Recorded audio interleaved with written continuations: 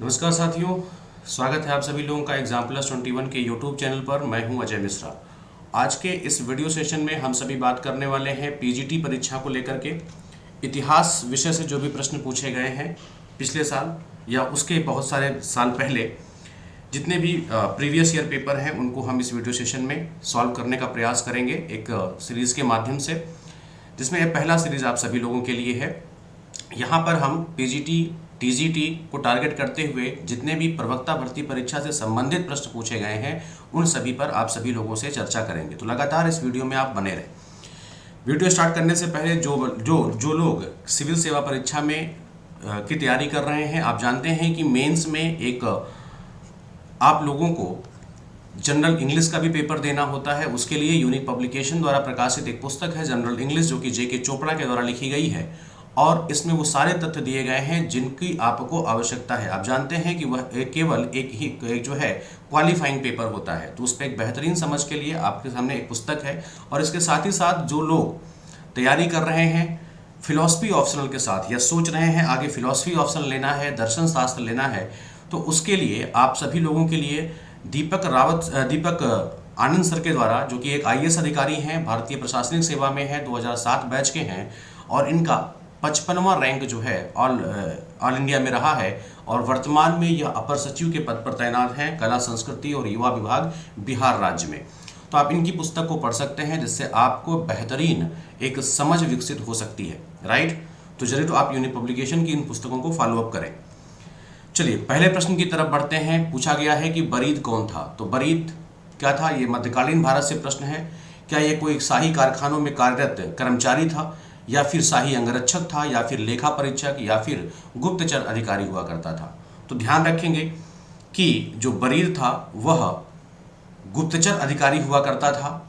Right, गुप्तचर अधिकारी हुआ करता था, जो कि साम्राज्य में जितनी भी घटनाएं घटित होती थीं उन सभी घटनाओं की जानकारी सीधे तौर पर सुल्तान को दिया करता था। राइट, और इसके अलावा जो भी डाक और चौकियां हुआ करती थीं, डाक चौकियां, इनकी स्थापना भी कौन करता था? वरीद ही किया करता था। राइट, तो एक मध्यकालीन भारत का एक महत्वपूर्ण पदाधिकारी हुआ करता था वरीद, जो कि सुल्तान के सीधे टच में हुआ करता था और यह अपने सुल्तान को वह सारी घटनाएं की जानकारी देता था जो कि गुप्त रूप से उसके साम्राज्य में फैली हुई थी। ठीक है, इसके बाद दूसरा क्वेश्चन है कि अलाउद्दीन खिलजी के विषय में कौन सा ऐसा स्टेटमेंट है जो सही नहीं है। ध्यान रखेंगे, हम जब प्रश्न पढ़ते हैं तो अचानक से बस वही सीधे देखा और आगे क्रॉस करके चले जाते हैं, लेकिन बहुत ही छोटी छोटी चीज़ें ये होती हैं कि हम ध्यान ही नहीं दे पाते और पेपर देने के बाद हमें पता चलता है।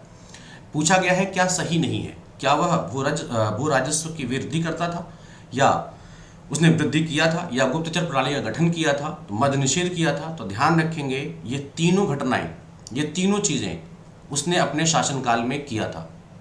ठीक है, उसने राजस्व की वृद्धि भी की थी, गुप्तचर प्रणाली का गठन भी किया था और मद्य निषेध भी किया था, लेकिन किसी भी सैन्य अधिकारी को वह जागीर नहीं प्रदान किया था। क्लियर, ध्यान रखेंगे। अलाउद्दीन खिलजी जो कि 1296 से लेकर के 1316 तक शासक रहा। 1296 में तक 1291 से लेकर के और 1296 तक वह उस समय का एक प्रांत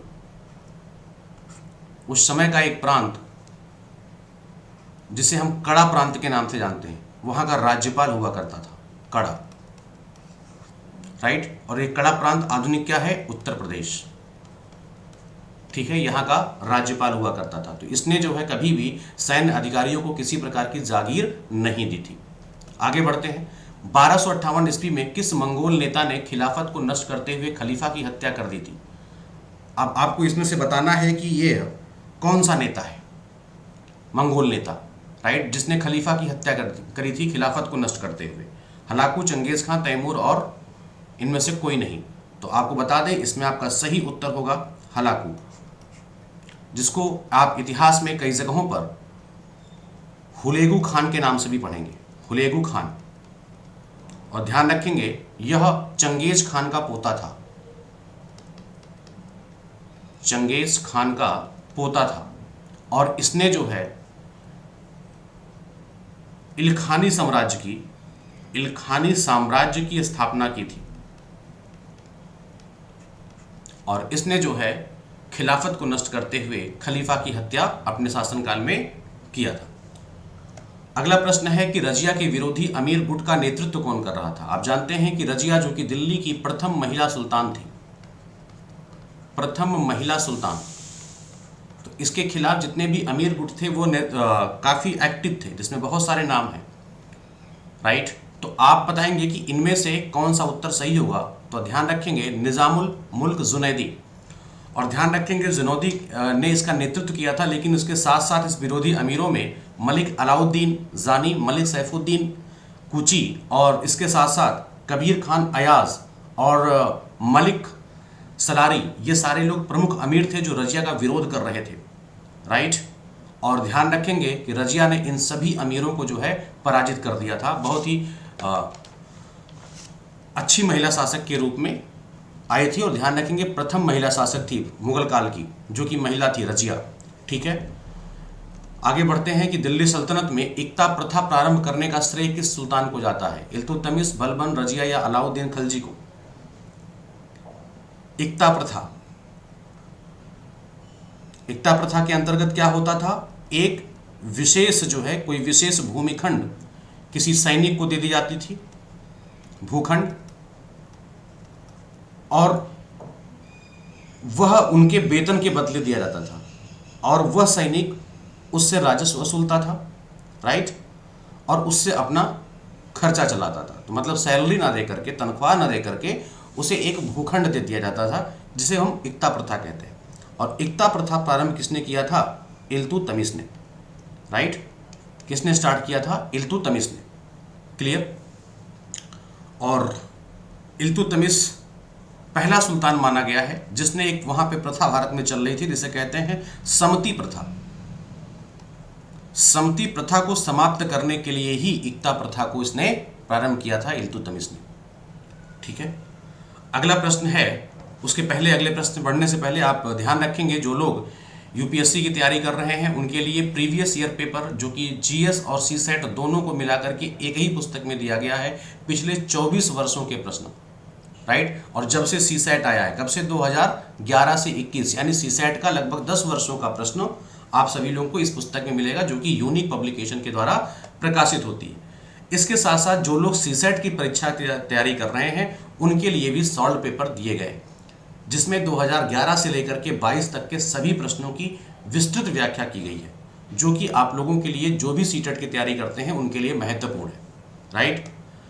इसके साथ साथ अलग से भी जीएस का और सीसेट का previous year paper unique publication के द्वारा दिया जाता है, और सामान्य हिंदी जो कि यूपीएससी और यूपीपीएससी दोनों परीक्षाओं के लिए महत्वपूर्ण है, और निबंध, इसकी पूरी स्ट्रेटजी की जानकारी आप सभी लोगों को दी गई है। मेरे अन्य वीडियोस में इन सभी पुस्तकों पर एक समीक्षात्मक वीडियो मैं जरूर बनाऊंगा कि इसमें कौन कौन सी चीज़ें महत्वपूर्ण हैं, किस प्रकार से महत्वपूर्ण है, और क्या विशेष आप लोगों के लिए इसमें किया गया है, राइट। चलिए अगले प्रश्न की तरफ बढ़ते हैं।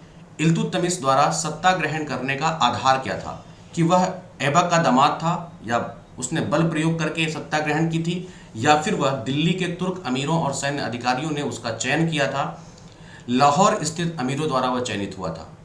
इसमें आपका सही उत्तर है कि दिल्ली के तुर्क अमीर और सैन्य अधिकारियों ने उसका चयन किया हुआ था, राइट।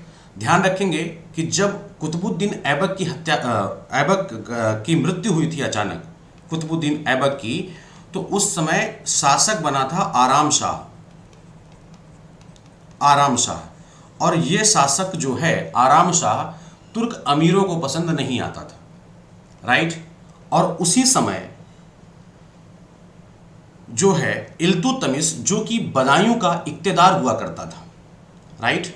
एक सेनापति था, कुशल सेनापति था, बलिष्ठ था, बुद्धिमान था, और एक शासक बनने के सभी गुण इल्तुतमिश में थे, राइट। तो वहां के तुर्क अमीरों ने इल्तुतमिश को एक योग्य शासक के रूप में उसकी घोषणा करी और उसे गद्दी पर बैठाया और आराम शाह को हटा दिया, ठीक है। ध्यान रखेंगे अगला प्रश्न है, महमूद गजनवी को परास्त करते हुए राजपूत शासकों के संघ का नेतृत्व किसने किया था। पृथ्वीराज चौहान, जयचंद, चंदेलगढ़ और जयपाल। इन चारों में से महमूद गजनवी को परास्त करते हुए करने के लिए कौन से राजपूत शासकों के संघ का नेतृत्व किया था? ध्यान रखेंगे, जयपाल। जयपाल जो कि पश्चिमोत्तर भारत का एक कुशल शासक था, एक कुशल शासक था, राइट। शाही राजा के रूप में भी इसका उल्लेख मिलता है। और जयपाल जो है महमूद गजनवी से पराजित हो गया और इसी पराजय की वजह से जयपाल की मृत्यु हुई। जयपाल इस पराजय को सह न सका और उसने जो है आत्महत्या कर ली। क्लियर। अगला प्रश्न है, मोहम्मद गोरी द्वारा परास्त किया गया प्रथम भारतीय शासक कौन था? पृथ्वीराज चौहान, जयचंद, मूलराज द्वितीय, परमालदेव। तो ध्यान रखेंगे इसके लिए तराइन का युद्ध, तराइन का युद्ध, पहला युद्ध कब हुआ? 1191 में। और इस युद्ध में मोहम्मद गोरी जो है परास्त हुआ, किससे? पृथ्वीराज चौहान से। और वापस जाने के बाद मोहम्मद गौरी ने फिर से पूरी तैयारी करी, पूरा प्रिपरेशन किया, राइट। और पूरी तरह से तैयार होकर के दोबारा उसने जो है आक्रमण किया। कहां पर? फिर से जो है उसने एक दूसरे युद्ध में 1192 में किसको हराया? 92 में पृथ्वीराज चौहान को। तो पहला वह शासक जिसको मोहम्मद गोरी ने, भारतीय शासक जिसको हराया था, वह कौन था? वह थे मोहम्मद गौरी, राइट। चलिए अगले प्रश्न की तरफ बढ़ते हैं।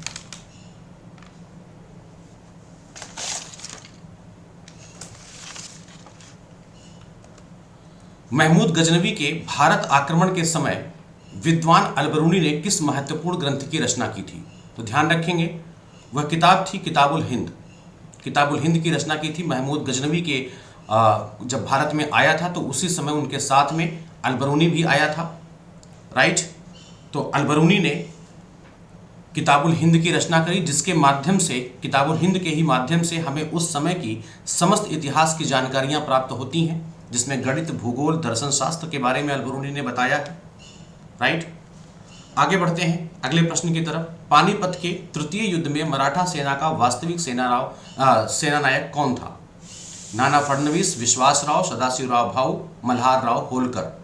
तो ध्यान रखेंगे वह थे सदाशिवराव भाऊ, राइट, जिन्होंने मराठा सेना का नेतृत्व किया था।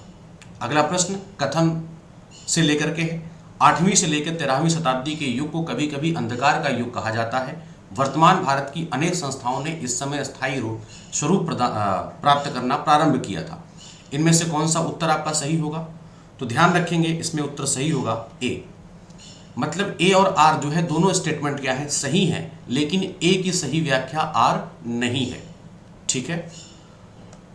अगला प्रश्न है, 9वीं से लेकर 12वीं शताब्दी के मध्य अनेक उपजातियों के उदय के उल्लेख प्राप्त होते हैं। वाणिज्यिक गतिविधि एवं जनसंख्या की गतिशीलता ने इस प्रक्रिया में वृद्धि की। इसमें आपका कौन सा उत्तर सही होगा?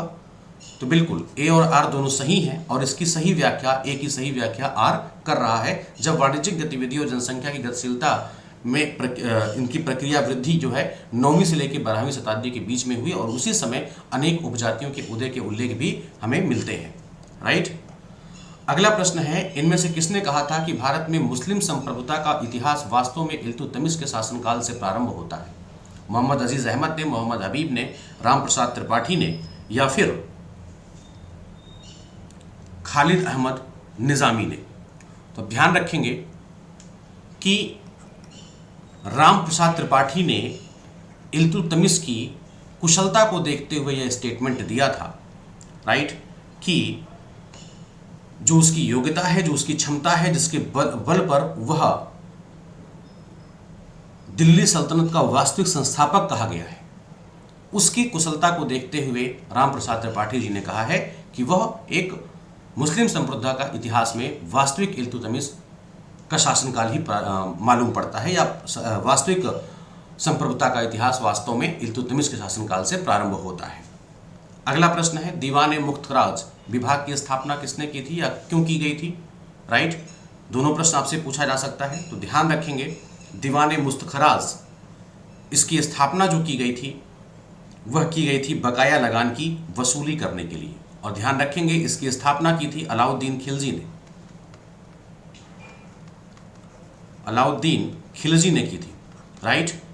और यह बकाया राशि को वसूल करने के लिए किया था। और यह विभाग जो होता था वह कौन से विभाग के अधीन काम करता था? वित्त विभाग के अधीन काम किया करता था, ठीक है।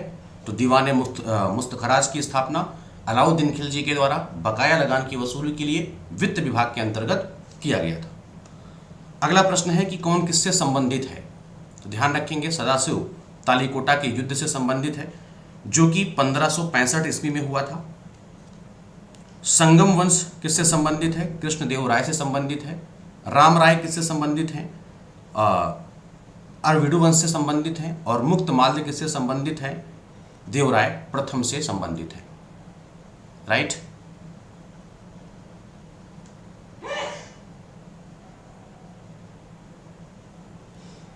सॉरी, कृष्णदेव राय से संबंधित है ये। और संगम वंश संबंधित किससे है?